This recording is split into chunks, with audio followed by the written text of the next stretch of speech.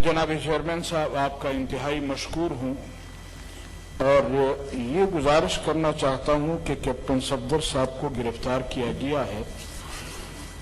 मैं समझता हूं कि कैप्टन सफदर साहब ही की गलती थी।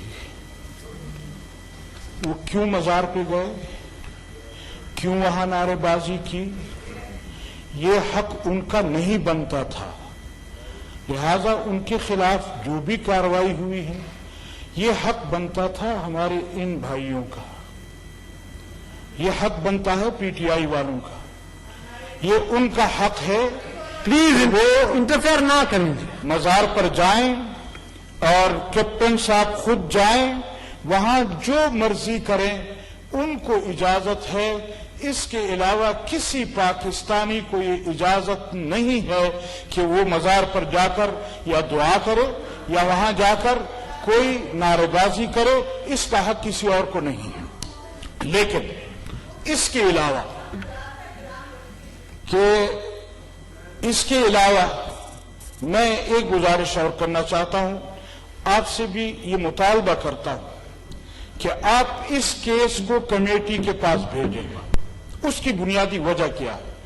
मेरी मालूमात ये है कि रात को 1 बजे के बाद आईजी को अपने घर से अगवा किया गया है और उसके बाद वहां डिप्टी आईजी के घर ले जाकर, उसको एडिशनल आईजी के घर ले जाकर उसको भी अगवा किया है और एफआईआर पर जबरदस्ती गन पॉइंट पर दस्तखत लिए गए।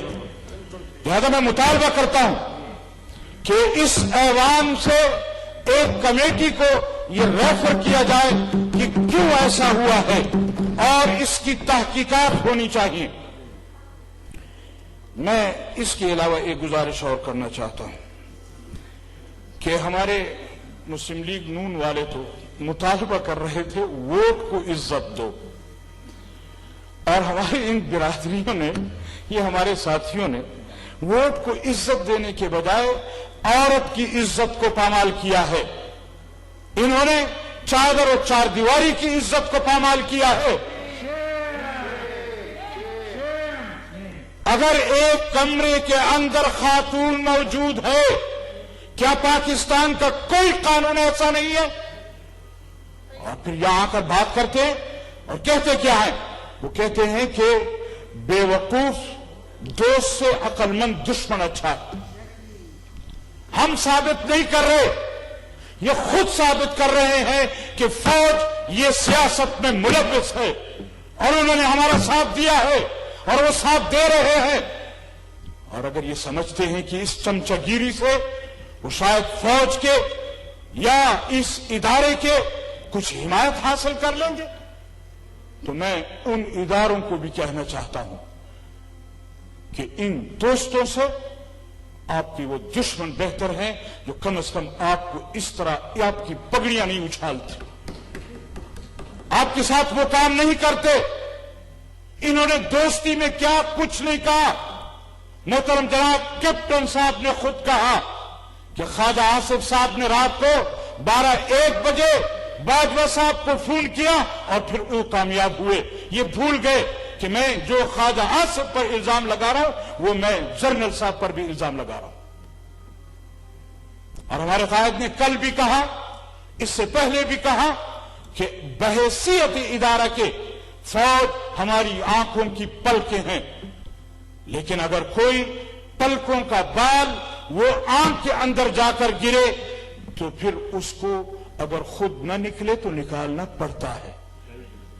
तो मेरे मोहतरम साथी, हम इदारों को भी कहना चाहते कि अगर आप इस तरह अपने आप को मुलविस करेंगे और समझेंगे ये कि सारा दिन वो कोड़ा क्रिकेट में मुर्गी की तरह चोंच भी मारते रहेंगे और फिर चोंच ऊपर भी रखेंगे कि हमने तो ये जुर्म नहीं किया, हम तो सियासत में नहीं है। मैं पूछना चाहता हूं, आज तो सारे बाल हमारे आंखों में पड़े हुए हैं। कोई एक ऐसा सिविलियन इदारा बता दे कि जिसका सरबराह किसी फौजी को नहीं बनाया गया, किसी जनरल और उस कर्नल को नहीं बनाया गया। अगर अब मुल्क इन्होंने चलाना है तो फिर इस पार्लियामेंट को छुट्टी दे दो, फिर इस कौमी असेंबली को छुट्टी दे दो। और अगर ये समझते हैं कि इस तरह की गिरफ्तारियों से हम शायद अपोजिशन को रोक पाएंगे, अपोजिशन इस वक्त सर हथेलियों पर रखकर बाहर निकली। और सिर्फ ये नहीं है कि अपोजिशन निकली है, आज ये कहते हैं जी आपका दाना पानी हमने बंद कर दिया है, आपका हमने वो करप्शन खत्म कर दी है, आपकी आमदनी रोक दी है, इसलिए ये लोग चिल्ला रहे हैं। आपने हमारी आमदनी नहीं रोकी, आपने गरीब आवाम की आमदनी पर डाका मारा। Thank you sir. आज गरीब आवाम पिस रही है। और ये जो अपोजिशन के जलसे हो रहे हैं, अभी तो 2 जलसे हुए हैं और टांगे कांपने लग गई हैं। थैंक यू फिर उस बेसाखियों की जरूरत पड़ गई है, फिर उनको बेसाखियों की तरफ नजरें दौड़ गई हैं। फिर ये पूछना चाहते हैं, मैं यकीन से कहता हूं कि अपोजिशन ने जो रास्ता इख्तियार किया है, अब न आप बचेंगे न आपकी बेसाखियां बचेंगी, थैंक यू न वो इदारे बचेंगे। अब कौन समझ चुकी है कि इनको लाने वाले कौन थे, इनको बचाने वाले कौन है। और ये तहरीक जो चली है, ये अब किसी को संभलने, ये किसी से संभलेगी नहीं। थैंक यू ये तो अभी आपने कराची का देखा है, कल परसों क्वेटा में होने वाला है।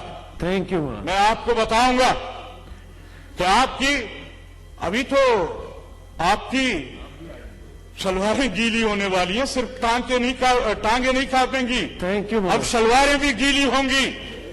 हाँ, थैंक यू मौलाना साहब, थैंक यू। पता चलेगा। जनाब चेयरमैन साहब, थैंक यू। आप तशरीफ रखें ताकि बस अभी वाइंड अप करें मौलाना साहब प्लीज। मैं वाइंड अप कर रहा हूं, लेकिन मैं इन हजरात को भी कहना चाहता हूं कि इब्तिदाए इश्क है रोता है क्या, इब्तिदाए इश्क है रोता है क्या, आगे आगे देखिए होता है क्या। थैंक यू, थैंक यू जी। अगर आप लोगों की इजाजत तो मैं हाउस बिजनेस स्टार्ट कर लूं जी। ऑर्डर नंबर 2 मुशाहिद साहब, अगर उस्मान खान मैं 5 एजेंडा लेके उसके बाद दे दूंगा आपको।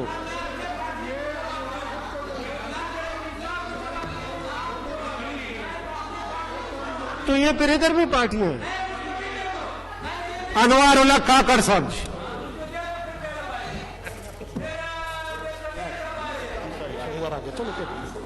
बिस्मिल्लाहिर्रहमानिर्रहीम। जनाब चेयरमैन, मैं आपका इंतहाई मशकूर हूं कि आज के इस पोलराइज्ड माहौल में बलूचिस्तान से एक छोटी पार्टी की नुमाइंदगी करते हुए मुझे मौका दिया कि मैं अपने ख्यालात का इजहार करूं। इसमें कोई